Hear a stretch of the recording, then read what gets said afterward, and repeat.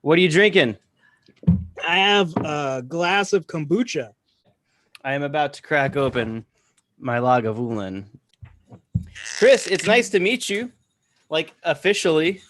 Yeah, seriously. How are my audio levels? Everything okay on your end? Yeah, sounds good to me. Excellent, excellent. I'm not a professional. I don't know what I'm doing. Her name's Lady. Lady is getting a little hyperactive right now, so she took her upstairs. So if you hear anything slamming, it's probably her. So I told them, hey, I'm in an interview, so if you really have to come in, be quiet, and especially fully clothed. That'd be great.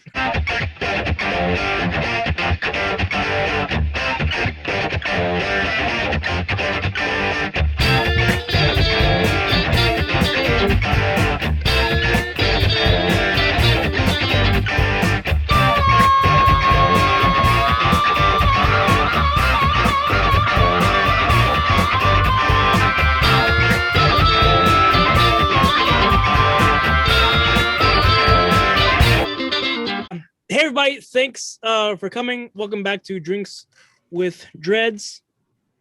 And I have with me today OK Catholic, or Billy Griffith. And I'm actually going to have you introduce yourself because, lack of a better term, I'm a fan. I actually found, I don't personally know Billy. I found what I follow now, your Instagram, I believe last year, 2020, in the heat of everything, and have just been eating it up and telling everybody and their mom that they need to follow you. Thank you. It was very kind. So yeah, if you could just explain, who a couple of things, who you are, sure, how you got, because it is a progression. You're not really on YouTube much anymore. I think at all, really. Yeah. How you got into YouTube, your transition to Instagram. We'll just kind of go from there. Sure. So my name is Billy G, and with my wife, Becky, we run OK Catholics, and we started as a vlog on YouTube in, I think, the summer of 2017. And that was born out of just my creativity was not being fulfilled in my job. A lot of the creative work that I was doing was getting rejected for no real reason other than an octogenarian priest didn't like it, and had no like artistic critique outside of that. And so I wanted to do something that I had complete creative control over, and where I could talk about what I wanted to talk about, and I could design what I wanted to design. And I decided to jump on YouTube because at that time in 2017, the only YouTube channels that really existed were sponsored YouTube channels.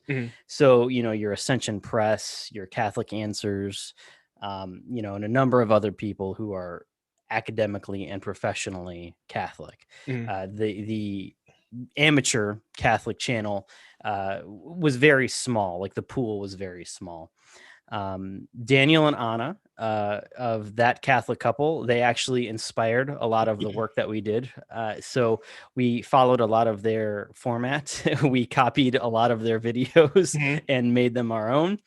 But the vlog that we did helped reignite my love for video editing and my love for talking about the Catholic faith. But somewhere around 2019, it was after our anniversary trip. We took a cruise in the summer. I just found that the work I was doing, number one, I wasn't getting the responses I wanted. The videos that were doing very well weren't the videos I wanted to do very well. And I didn't want to get to the point where my viewership counts were driving my content. Like, I wanted to be able to produce what I wanted to produce, and I found that the viewership count was influencing me, and I started to get into the YouTube hustle. And so I didn't like that. So I stepped away. Another Catholic YouTube personality actually reached out to me and asked me to get on Instagram. She was like, you've got a lot of good content. I know you're smart. So you should totally hop on Instagram and start posting from there. And so in 2019, we just kind of migrated to Instagram, and I started, shit posting there. So that's where we are today. Yeah, yeah. I just find it so interesting. Like, so, um, you aren't currently in full time ministry anymore, but you started in Mhm. youth ministry, right? And then That's you correct. Yeah. can you Hmm. just share your journey with that because you were there and then the diocese and where you are now. Right. So I graduated from Franciscan University with my major in theology and philosophy. And immediately after graduation, I was able to secure a job with a small church in northern North Carolina. And I became the director of youth ministry there. And I served Mm, there for 8 years. And when we had a transition at our parish in 2014, we got a new pastor. It became very evident that my views for the mission of youth ministry did not align with his, mhm, and I needed to find a way out very quickly. And at that time, there was some turnover in the diocese in the media department. So I applied there, got that job very quickly by the grace of God and by the friendships that I have. Um, Only to find out that the media job was the position was absorbed by the education vicariate for the diocese. So I actually became, instead of I think the official title was like media historian or media librarian or something. mhm. I actually became an administrative assistant to the education vicariate. And Okay. then in another maybe year and a half after getting that job, there were retirements happening in the Office of Faith Formation and the education vicariate. And rather, like typical diocesan fashion, rather than hiring new people to fill these positions, they just restructured the entire department and they promoted people to this position. And then they needed something to do with me, so they promoted me to another position, Mhm. and I became the regional coordinator for faith formation for parts of North Carolina. And I did that for 5 years before I finally found my way out of church work and moved into IT. And now I am with a company that I love and adore, working with people I greatly admire, and I feel like I'm doing fantastic work. So I'm very happy to no longer be working for the church.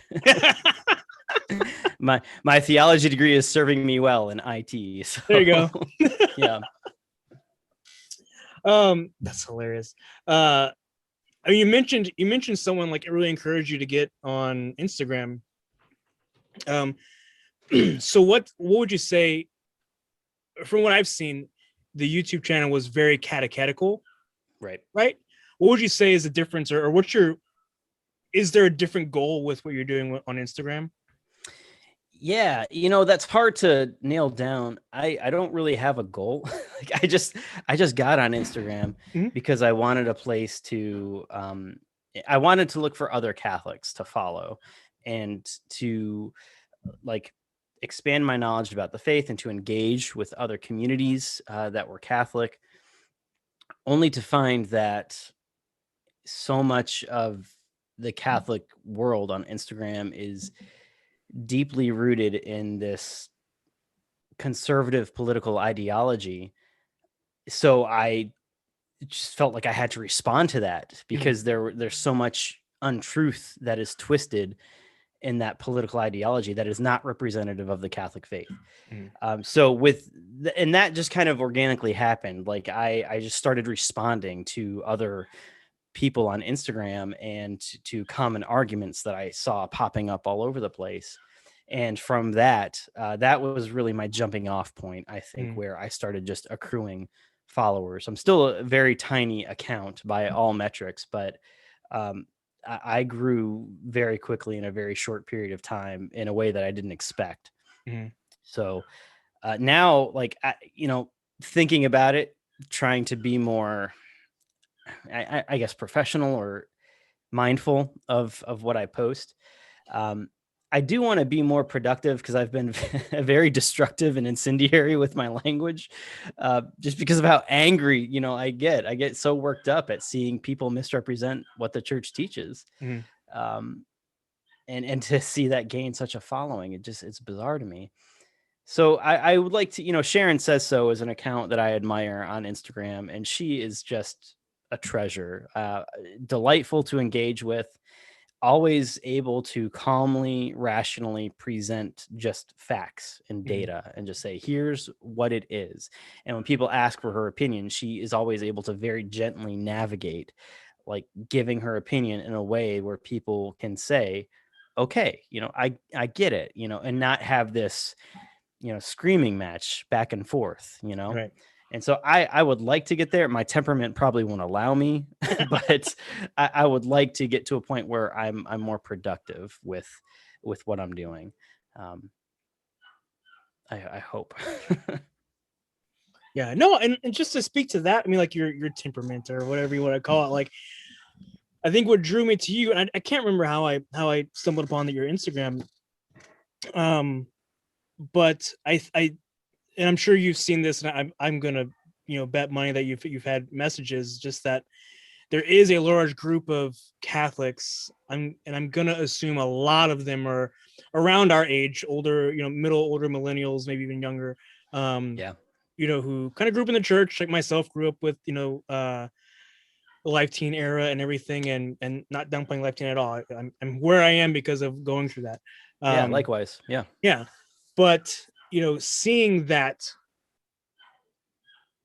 people wrapping their Catholicism in this conservative worldview, especially politically, and aligning all these things in that way. And the other part is also wrong too. People who put it liberally and it's all the way on this Sure. side, you know, Yeah. we're very much somewhere in the middle. Like there is no party or left right that holds everything. So we very much at times, especially in a 2020 realm where there's so many hot topics hitting the Yeah. fan, it's I think people have realized, oh, I don't have a home Yeah. politically, and Mm-hmm. then being in the church, like my church is my home, but what I see being said from the top or the talking heads is, you know I'm not comfortable with it. I might even Mm-hmm. know that that's wrong, Mm-hmm. but I think what you do so well is you express your frustration, which I think is a beautiful part of what you do. Yeah, I hope Because so so. many people, yeah, because I think so many people feel that, and because I think where we are is not necessarily what's being said from the pulpits or the more popular areas of the church.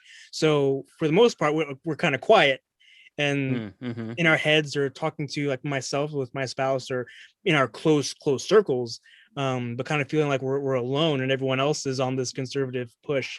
But I think you give a voice to those who are like, I don't think this is right, and I don't think this is what the church actually teaches. The church might not be living it or promoting it, but Right. Yeah. not what it actually teaches. Mm-hmm. So Mm-hmm. you do such a good job with that. But I want to kind of step back a little bit and just kind of ask you, um, I've seen this question, how powerful it is in some of my interviews being a director of recruitment for Adore. And people actually thank me for asking them this question because I think we've just kind of, some people have just kind of made their way through 2020 into 21. But my question is, how are you? How have Hey. you personally, you and your spouse, you and your wife, how have y'all gotten through COVID pandemic 2020, 2021? How are you? Yeah. No. Yeah. Thank you. In the grand scheme of things, 2020 has been an excellent year for us, for my wife and I. I got a new job at Mhm. the end of 2020. My wife just got a new job a couple weeks ago. A great opportunity for her. We got a puppy. I think somebody asked me this recently, and I just said, we have a roof over our heads and food in Mhm. our fridge. We Yeah. never ran out of toilet paper and always had a stock of disinfecting wipes in spite of the shortages that we had in Mhm. Q1 of 2020. So, I'm actually doing pretty okay. Like I am, you know, just trying to get by and live and really, spending my time evaluating where I am in my faith and just constantly on the search for Jesus, and just Mhm. looking for his truth wherever I can. Yeah. So I can't really complain. We are not one of those people that suffered layoffs or even any loss. Like none of my immediate family or friends have suffered from COVID, Mhm. and so we've been incredibly lucky and blessed this past year. Yeah. How about you? How have you and Erica been? I mean, I think the same. I mean, it was just an interesting transition going from, you know, 6+ months of her being in 24/7 pain with her back, and then Yeah, me yeah. basically being, caretaker for 6 months. You know, a couple months since she had her surgery in November, and um, which was a lifesaver. I mean, she was in pain for so many months, and then 45-minute Oh, surgery, and she was standing up straight and without pain for the first time in jeez. forever. God bless Um, her. Wow. yeah, so from that into a couple months break, and then pandemic. Right, um, right. Yeah.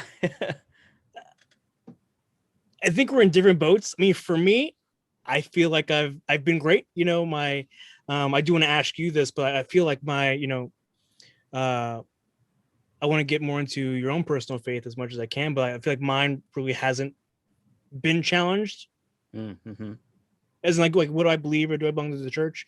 Just more of like, these people, what's being said and what's being done. Yeah, yeah. Um, I have a job I love and an organization I absolutely love with Outdoor Ministries and in Mm-hmm. the missionary life. And even in the midst of it, I started a new position, which was recruiting, which my goal was to meet with people face to Hey. face in Yeah. March of 2020. Oh no. Yeah, I think I did that like 4 times, and then everything shut down.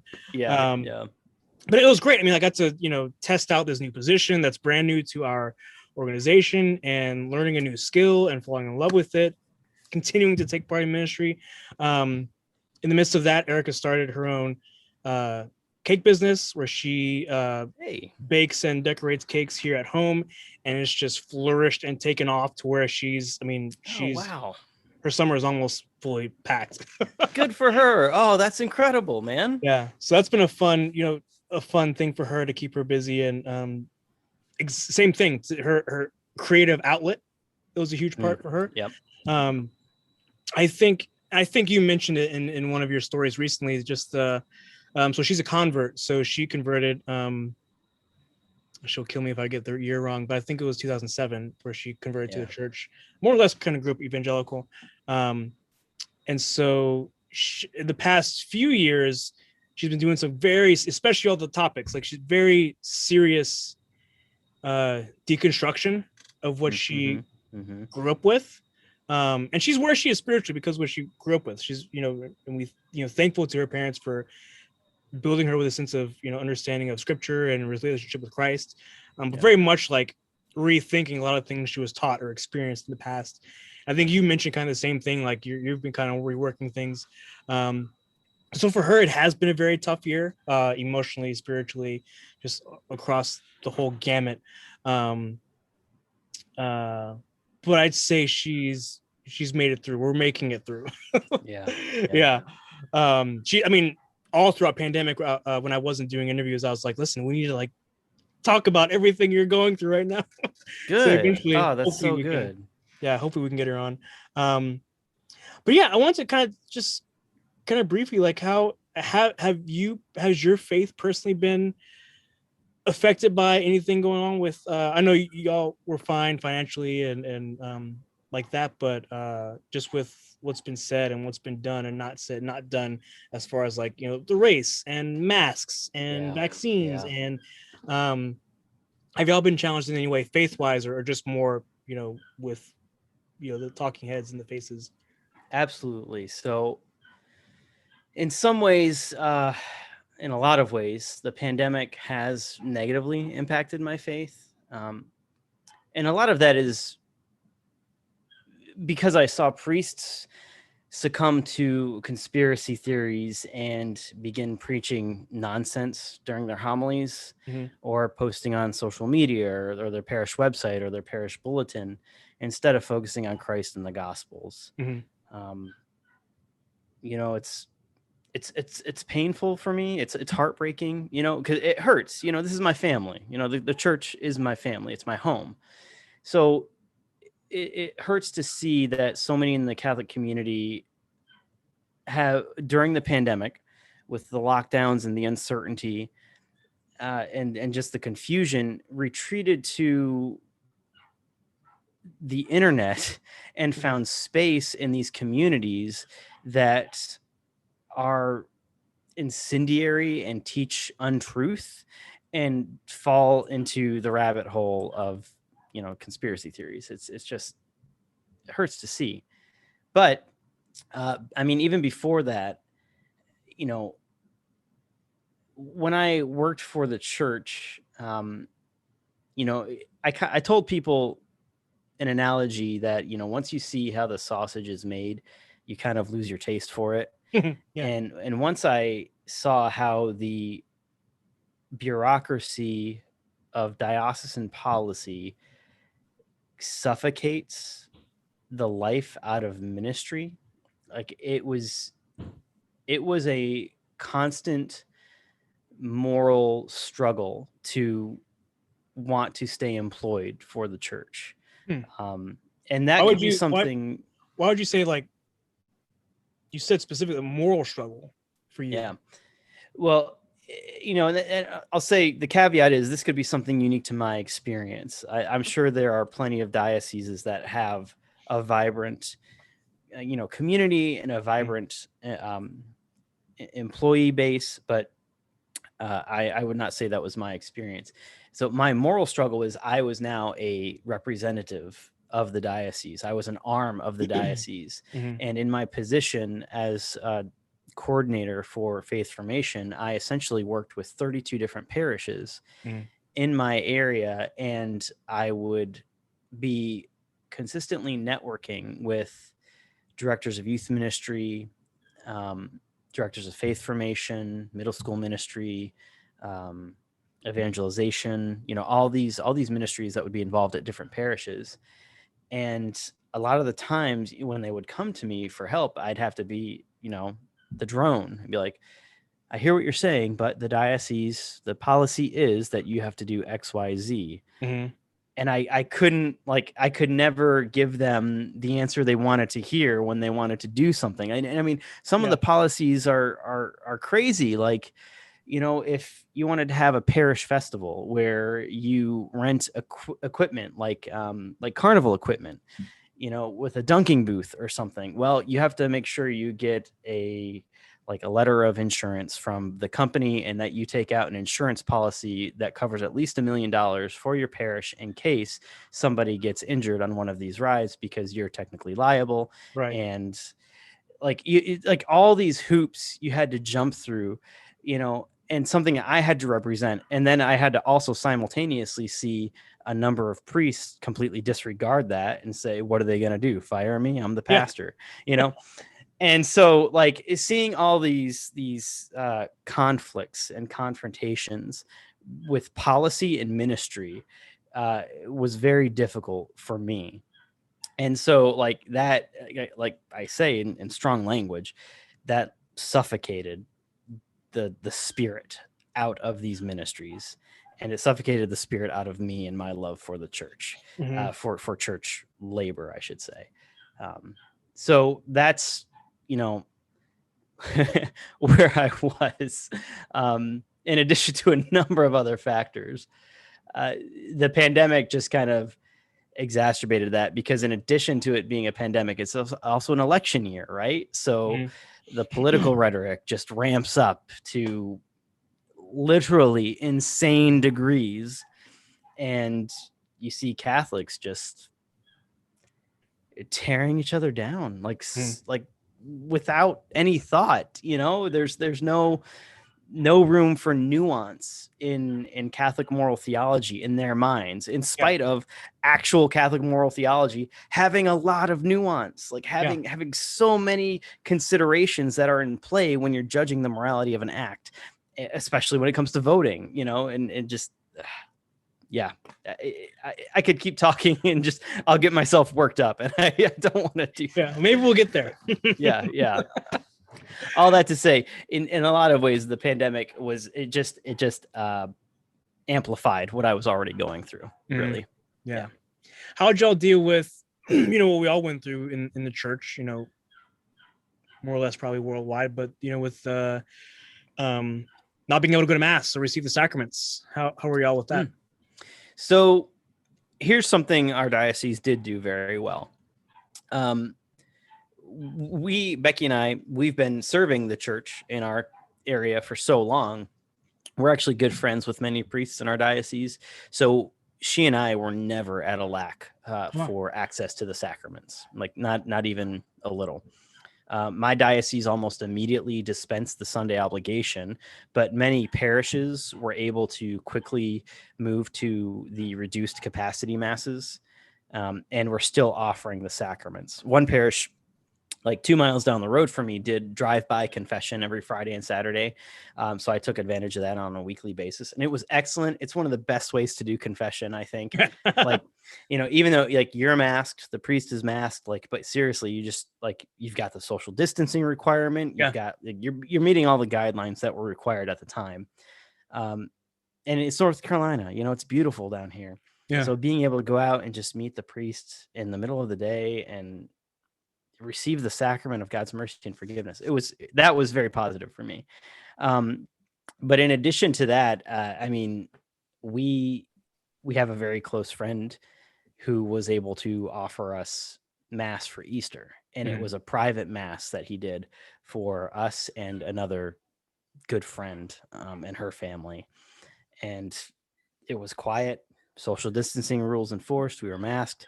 We were both both of our families were on completely separate sides of the church, so probably a little bit overkill. But he offered the Easter Mass for us, and that was so powerful. Some other friends of ours, Greg and Jennifer Willits, who started the Rosary Army apostolate years and years ago, and then moved into podcasting, and now I think their podcast is called Adventures in Imperfect Living. But they were hired by Sirius XM Radio on the Catholic channel. They did that for a little while. Then they went full time with their podcast. They brought back Rosary Army, and they prayed a rosary every single night through the pandemic, through Lent of Wow. the pandemic. And they live streamed it. And so we joined them for their live stream, and they engaged with their audience in the live stream. Like, we were typing in the chat and they were responding to us. They're like, what are your prayer intentions? You type them into the chat. And before the rosary, they'd go through all the prayer intentions. Yeah. And we prayed together. And that was very powerful for us. Like, cause we didn't have anything. So, we are one of the lucky ones, one of the blessed, couples that didn't suffer the lack of sacraments, and that's partly because of the relationships that we have with so many priests in our diocese. Yeah, that's awesome. I mean, like, just from what I saw and interacting with people and just our own family, like, yesterday, right? Today's Monday. Yesterday was our first time at a Sunday Tuesday. Mass since pandemic started. Really? We went once last May for my daughter's first communion, and everyone was like anxious, like, can we get out of here, Oh man, it was the first time. I actually went a few times, I think, after last summer, like during to some daily masses. Then everything just got worse from there, and I think a couple weeks ago, when my daughters actually go to a Antiochian Orthodox school. Wow. Yeah, it's really cool. So that's beautiful. Yeah, they get to pray at school every day, and so they get to pray every day and get to learn about the faith and like the different nuances. Like, it's been great because they come back more interested in our faith. So a few weeks ago, we actually went to we were planning on going to Mass on Sunday, and that just fell apart because we were like, all right, let's go, but we didn't actually plan it. Like, okay, which one are we going to? So we didn't go. So that Monday, I just said, hey, like, there are daily masses before school. I was like, there's a 6:45 a.m. mass that we could go to. Are y'all interested? And they were super stoked. They're like, oh, we're gonna get up before everybody and be out early. So we went to Mass, and I was like, it's shorter than Sunday Mass, so it's even better. Yeah. So we went to Mass. We got some breakfast tacos and then went. They loved it. Oh my gosh. Yeah, so it's really nice getting back into it. But one of the things I kind of noticed through talking with people was just that, I think one of the freakouts people had was, one, this isn't new to the church where Mass is are available. Like, in Right. fact, Yeah. we're kind of more in tune with people who this is their normal life. Like, they get a priest once a year, like in the jungle, and they Yeah. had the Amazonian Synod. synod, which was a whole Hmm. other thing people lost their minds about. Oh my gosh. Um, Yeah. but we're kind of like, in line with them. Like, okay, we can make it through this. People have done it, are doing it. But I Yeah. think also what I saw was, when we weren't able to have the sacraments, Hmm. what else did people have to fall back on? I.e., Yes. like, Hmm. did you have a daily prayer life along with your Hmm. sacramental life? Hmm. Did you Hmm. have a daily scripture reading, or prayer or rosary, whatever it was that you're doing, between Sunday and Sunday? How else were you in tune with Jesus? And I think when people, my assumptions, like when people didn't have that, is more when they're freaking out. Yeah. Um, Hmm. and I'm sure there's more to that also, but my thought was always like, I think the what would be the best thing to come out of this is people realizing, oh, I don't have a daily prayer Yeah. life, and that Yeah. it's either started or rebuilt, you know. Because the whole purpose of mass is to fill us, to go back out and live that life, Mm. and to feed us so that we can go and feed other people. But if it's not there, then it's really is kind of a shock to the system. Hmm. Hmm. Oh. Yeah, I think it's very insightful. Uh, and I think the context you put it in, when people, when our routines are interrupted, right, that Mm, they can throw our lives into chaos. And for a lot of us, that's part of the beauty of our liturgy, and our worship, is that it is routine, it is rote, it's liturgical. Um, and that's also, could be a dangerous pitfall too, where it just becomes nothing but that, right. right? Yeah.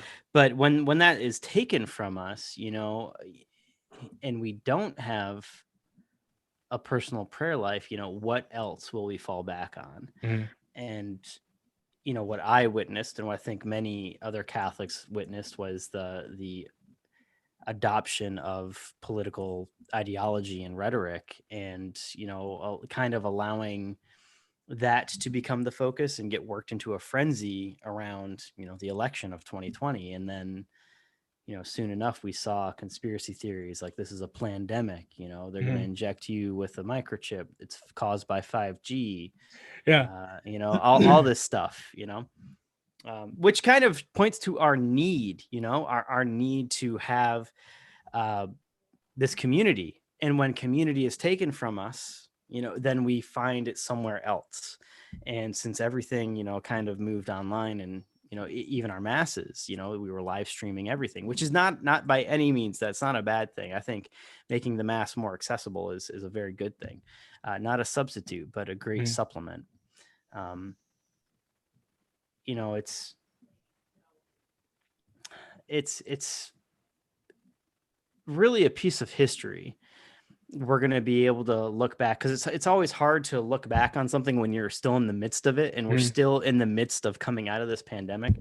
But when we can look back and in retrospect, and just say, wow, like, here's what we did well and here's what we didn't do well, here's what the church did well, here's what the church didn't do so well, uh, you know and then keeping in mind with the Catholic Church, like you said, the history that we have to look at, like not only what's happening now, but what has happened to our church through the ages, Mm-hmm. where the mass was suppressed, where people were killed for going to mass, where people were dragged out of the church and slaughtered in the streets for going to mass. That didn't happen during this pandemic. Right. That, like, what they did was offer prudential guidance, at least in America. I know it's different everywhere. I know Canada is having a really hard time right now, and my thoughts and prayers go out to them. I have friends that live in Canada that are suffering greatly, but in America, like, the churches were still open. The priests were still legally able to offer mass. Like, they weren't prohibited from doing that. They did it. Um, there were new guidelines for Mm-hmm. how we could do this, but it's it it wasn't as much of a target for Catholics to be martyrs in America. Yeah. That's not what this was. This was not a targeted attack on the Catholic I Church. couldn't receive on my tongue. Right. Yes. Being persecuted. Exactly. It's we and instead of that, we fostered the persecution complex, and we said, I am being persecuted. This is an attack on my religious liberty, and it was sad to see. And not that's not to say that I'm not saddened by what the church went through. I am. It sucks, but what else are you going to do in a global pandemic? When everyone is shut down, everyone is hurting. It's not just the church; it's every single person. So, yeah. Yeah. I I tend to think bloviate on end, so shut me down when I no, just go no. off on my rants. We're called to love God, love our neighbor. Yeah.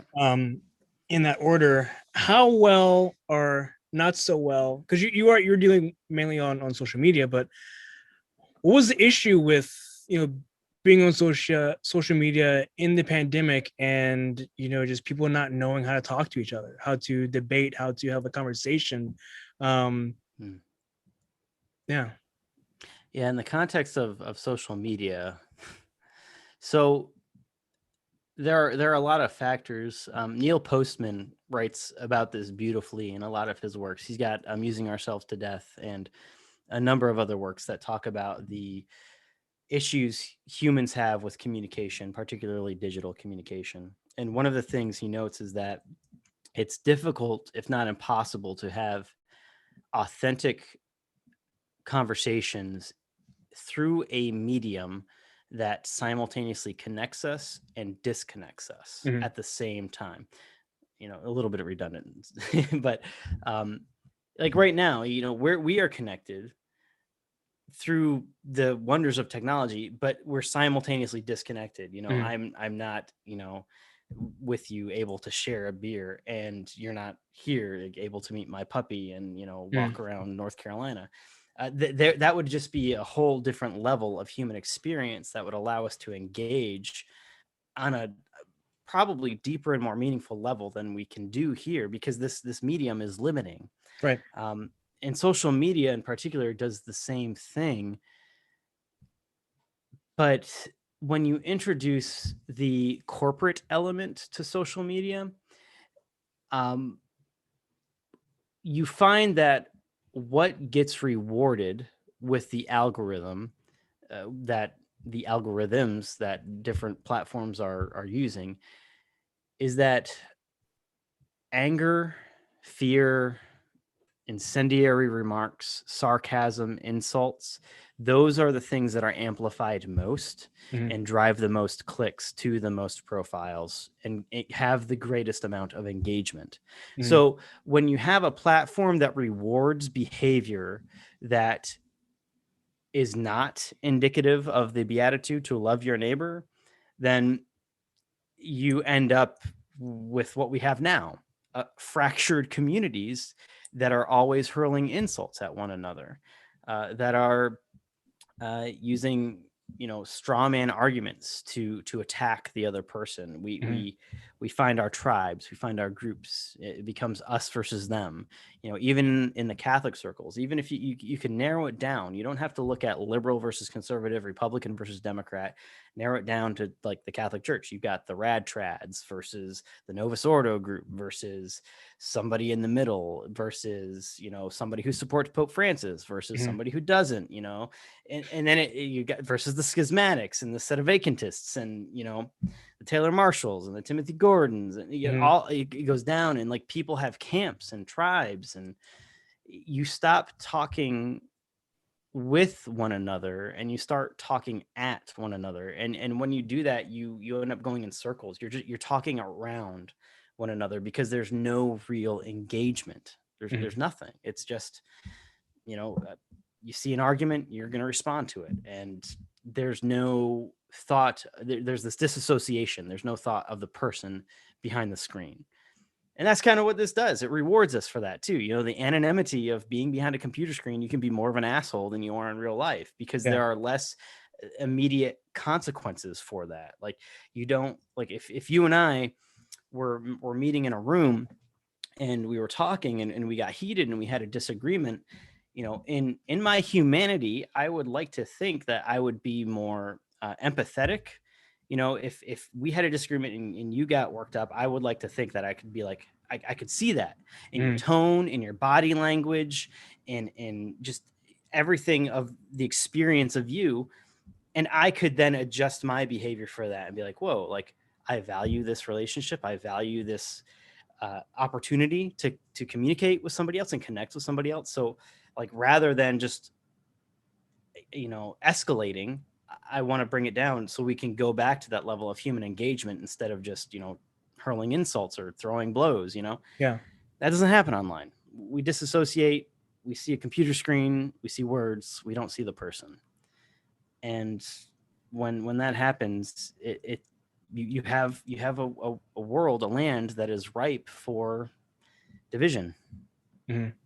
Yeah, and I think that's why I know so many people who have left, very specifically Facebook, because Yes. you can see the people you love, family, friends, sharing, posting these terrible, terrible things, conspiracy theories and all these things, and saying these things and getting into arguments with each other and just being petty and just, downright assholes to each other. Yeah. But then the reality is, in my experience, like, well, I know so and so, I know, like, I can sit down with them and have like a great conversation, and I know that person isn't necessarily who I'm seeing on Facebook. Like, I know exactly this person is very much open to conversation and to civil debate, but how we represent ourselves online can just infuriate you, and it's confusing because it's like, well, it does play on your mind where, like, I don't even want to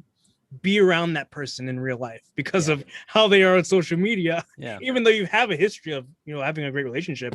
But if you can say these things or post these things or whatever, is that someone I want to be around? And then it affects your actual real life, real relationships. This is real. Because the Beatitudes and Commandments don't end once you turn your computer on. Log on. Exactly. And I don't want to sound like a sanctimonious critic here, because I'm very guilty of being an asshole online. Like, when Facebook started, I remember, like, everybody was crazy about it because all we had was MySpace and AIM at the time.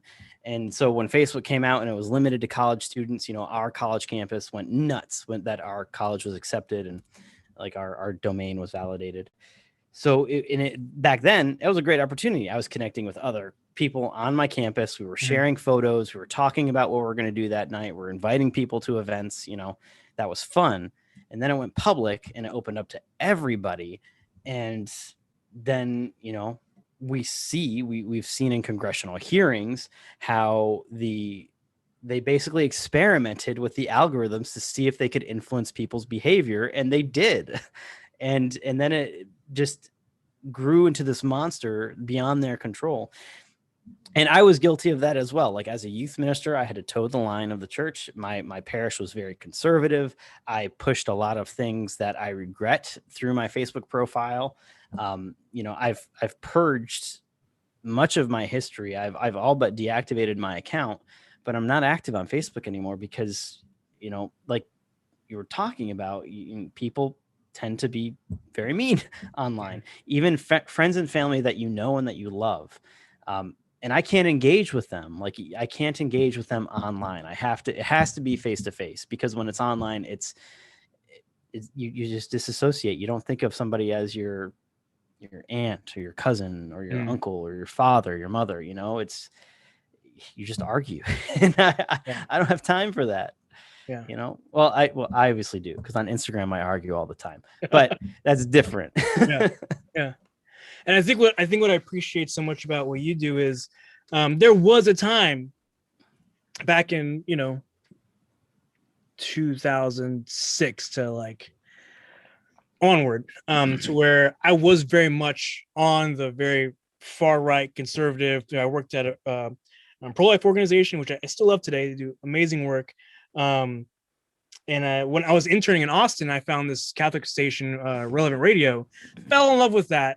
moved back to Houston, got sucked into conservative talk radio and Fox News and all that stuff, Yep. and was 100% for it.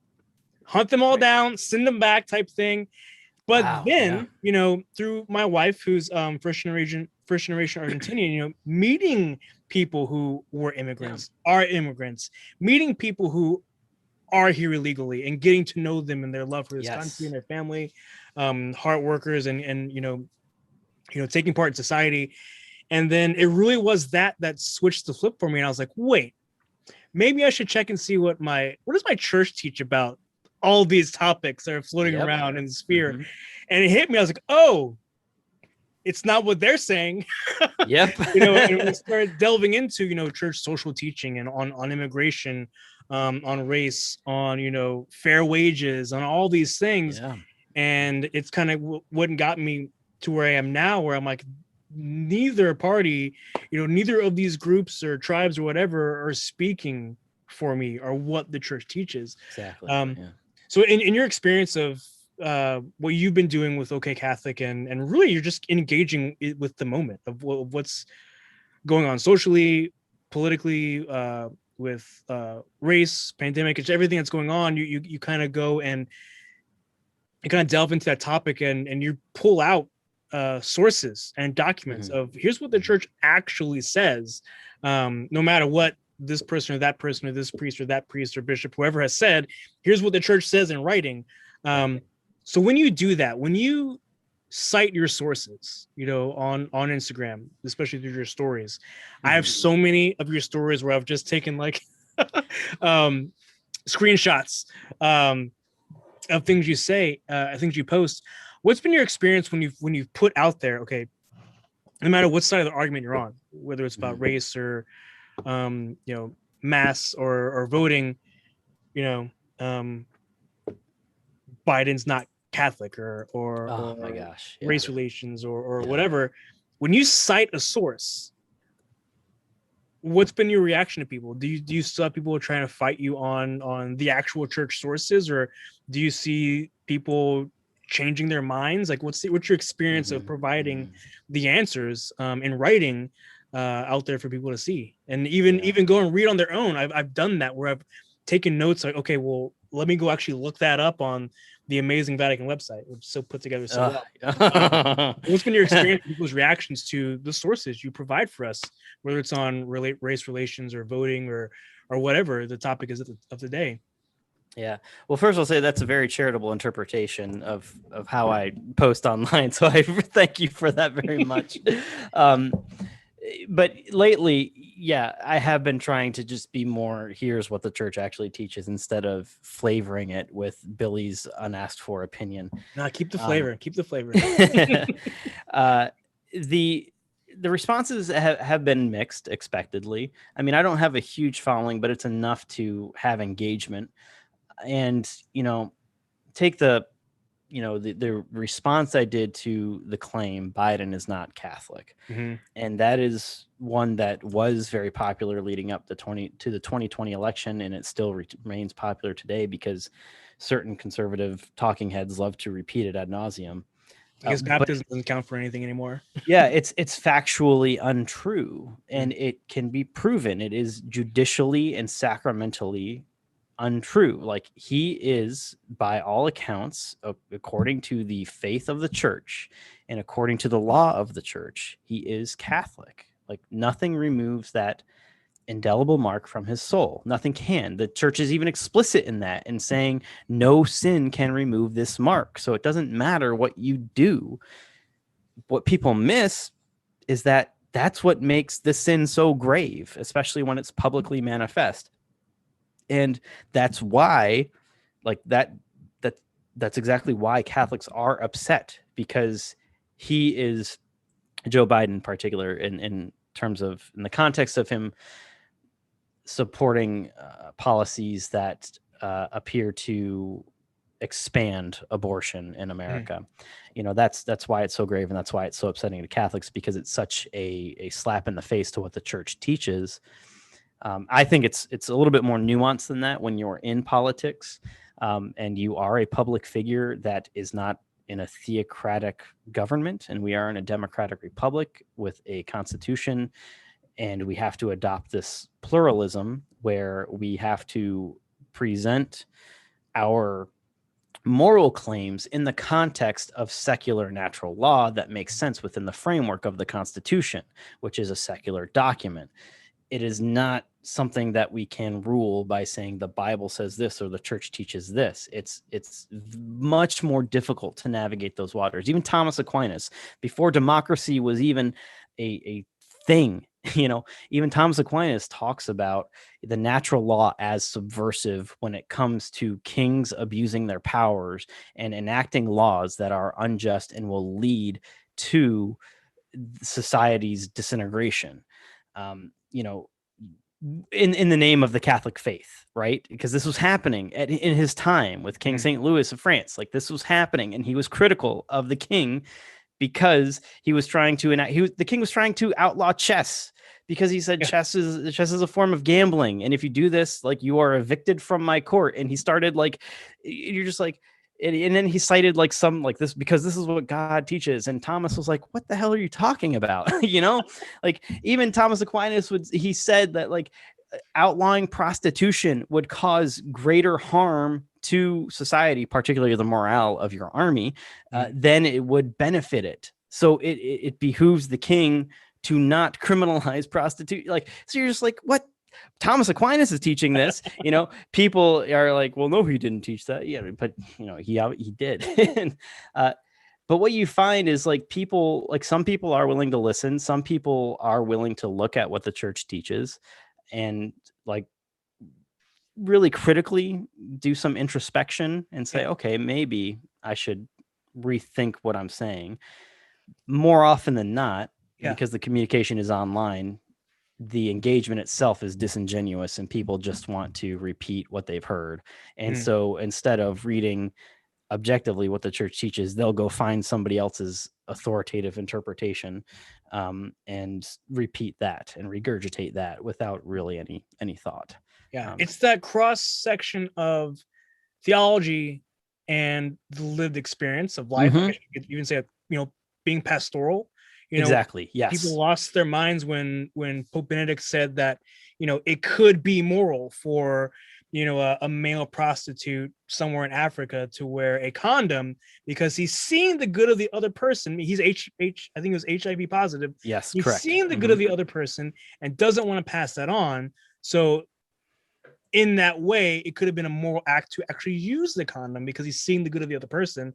Like, we want that comfort of black and white. Here's the answer, but correct. Where else do we see that in our lived experiences? Really, I mean, there is black and white. This is right. This is wrong. But how we live it and how we, how we journey, how we journey with people, if we journey with them at all, instead of pointing the finger, is what makes the difference. Like, it's the same thing with what we've been going through over the past year or so is kind of a reflection of the spiritual life. I mean, that's the whole point of the Hebrews, of the Jews in the Old Testament. They are an example of our spiritual life. Like, there are ups and downs, constellations and desolations, but the goal is to always come back. Right. And there are ways we have to bring ourselves back to the center of Christ, which might not be, I guess, the most popular, the most theologically prudent, but how do I get this individual back to Christ? Where in their life can I find the good? Yeah. And for that, male prostitute, we could point to, hey, you're showing love and compassion for this other person, and then that's where you build from there. Right. Even though you have to go so far down to find that good, you can build from that. Exactly. That's a building block, a stepping stone. Pope Benedict would probably say this would be a positive step in the moral development of the prostitute to do what you're saying, to recognize the good and seek to protect himself and the other person from communicable disease, in spite of the fact that he is participating in a paid sex act. And what I've been listening to quite a bit, that has helped me, that's been one of my lights, is actually a non-Catholic source. Um, I listened to another podcast called The Holy Post, Mm. and that's run by Phil Vischer, who is one of the co-founders of VeggieTales. Okay. He was actually Bob the Tomato, and I loved VeggieTales as a kid and as a high school student. Like we Mhm. would have VeggieTale marathons, like in high school. Hey We'd man, get I it, worked at Family Christian store and I was in that Larry yeah, Boy costume. It was great. dude, I loved it. You know, it's stupid, innocent fun. It's something you could watch without fear of any recrimination, right? Mm. So, you know, he in the Holy Post, he just has these great, you know, scathing criticisms of the evangelical community. And to touch on that briefly, you know, the reason I am so critical of what I see in the church, of the reason I'm so critical of what I see in the conservative arena is because that was my home. You know, that's where I lived. That's what I know. That's what I'm most intimately familiar with. So I know the arguments, I know the mentality that's there, and I know what I can respond to. The quote unquote liberal agenda, the woke agenda. Like I'm not familiar with that. I don't know that, but I do know conservative. So I can respond to that. Mm. Um, and what Phil is doing is, you know, he pointed out like we have confused the message of the gospel to be one that seeks to consolidate political power instead of spreading the gospel to all nations, making disciples of all nations. Mm. And I thought that was so powerful. Like when I heard that, I was like, of course, that's exactly what's happening. Like that's what we're doing here in America. You know, we're seeking to legislate and prohibit with our laws to legislate morality, and we think that by legislating morality we're going to lead people to holiness. Mm. And that's not what happens. If we look at scripture, Uh-huh. that's not what happens. You know, legislating morality leads to this pharisaical adherence to the law, to the exclusion of love and mercy and compassion, and seeing others as image bearers, you know. And that's what Jesus kind of went after when he Mm. came. Like if you read the gospels, you'll see just how critical he was of the institutional religion and what he said they were getting wrong, and Mm. their response to it was let's stone him. You know, so you know, why should we expect any different when we challenge the institutional church when it's getting things wrong? Yeah. Well, it's like Judge Scalia, right? Mm-hmm. He passed away was Antonin last year, the year before. Catholic. Yeah. Um, Mm-hmm. Mm-hmm. the organization I used to work for, he actually told the founder and other leaders of other pro-life groups, and this is years ago, but he said, "Do not bring me a personhood bill until you change the culture." Right. I Yeah. and I thought that was powerful because it's like if you put up these roadblocks, people are just going to be angry and find ways around them. But if you change the culture, if you affect the culture to see here's why, Mm-hmm. whether it's religious or where you get to the truths of the matter. He's like, don't bring me a personhood bill. Like Yeah. he said that, And he Yeah. and you this is from a faithful man who knows the law. Like Mhm. that was his life. So Yeah. he knows like how to navigate those waters, and you can't do it within certain contexts. You know, it has to be very specific. It has to be based on what the Constitution allows. Mhm. And and then you have his example of when he passed away, you saw beautiful examples of his relationship with the late Justice Ruth Bader Ginsburg. You know, Right. they disagreed vehemently in their judicial opinions, but they were such close friends. And I'm Mhm. like, that's the example we should be looking at, you know, where we disagree vehemently with whoever, but we still recognize the image of God in them, and we can still maintain a relationship, you know, and Mhm. foster that relationship and invite them, you know, because that's what the gospel is. It's an Yeah. invitation, not a condemnation. It's always inviting. The door is always open. Jesus there, he's there, and he stands and he knocks, Mhm. you know. So that's I think that's that we've just lost sight of that, you know. Mhm. You know, we've looked for, instead of the savior who comes quietly in the stable to save the world, to bear the sins of man, and to die and rise for us. Instead of that, we want the Savior to come, as we read in the second coming. We want him to come as a conqueror. We want him to, pour out his wrath on all those evil sinners and lift us up into the communion of saints. But Hmm. I don't. I think that's losing sight of who Christ is. Who he revealed himself to be.